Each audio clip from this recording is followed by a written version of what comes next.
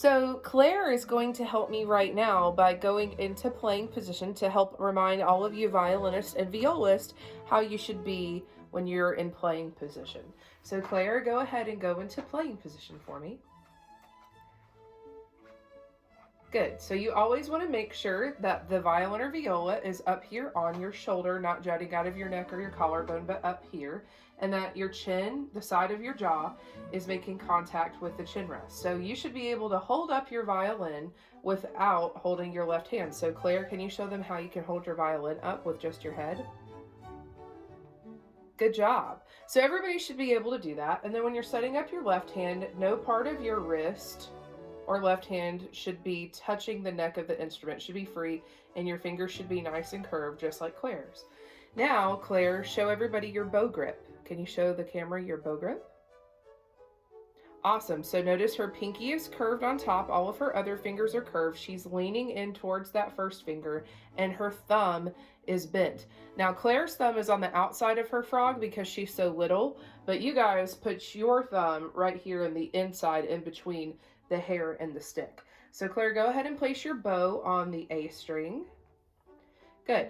And then the other thing you want to check and make sure of is that the bow is nice and straight between the bridge and the fingerboard, that you're staying in your bowing lane. So when you make a sound, you can play a little longer. Good. So when you make a sound, it's nice and clear. So now, Claire, can you use your whole bow from the frog to tip on your A string? Do you think you can do that and play a whole note? Maybe not. Another thing you want to make sure you're watching for with your posture and position is both of your elbows. So notice with Claire's elbow, her elbow is away from her side on her left side, and it's away from her arm on the right side. Sometimes she has a hard time with lazy elbow, but that's about the furthest down your elbow should go.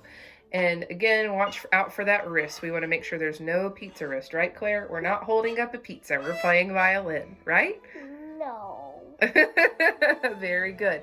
So go into rest position, Claire, and take a bow. Woohoo! But that is how you should hold your instrument and your bow. Thanks, Claire. So cello and bass player friends, don't worry, I didn't forget about you. So remember that when you're setting up your instrument, there's a few key points that you always want to look at when setting up your position. First of all, you should be sitting in a chair that doesn't have any arms and something that will be supportive for your body.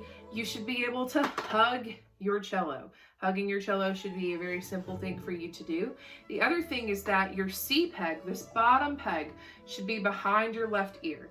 And you should be able to comfortably travel up and down the neck of your instrument with your left elbow not touching your instrument like this. We don't want any lazy elbows. We just want it to be nice and relaxed, and everything in here in your left hand to be nice and curved and aligned to where there's no kink in your wrist or anything funky going on this way.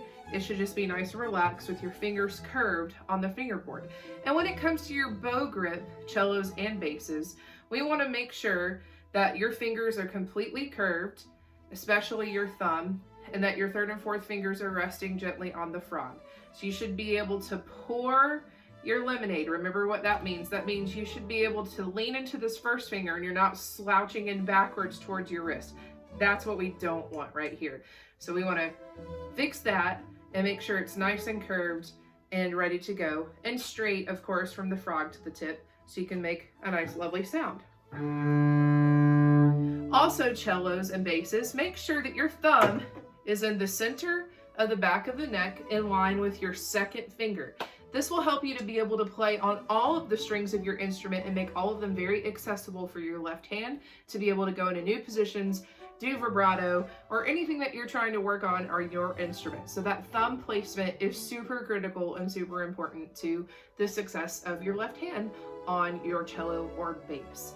Bass players, you want to make sure that when you're sitting in a stool that the bass is leaning into you a little bit. You should be able to support it with your body so that way your left hand is free to go up and down the neck of your instrument.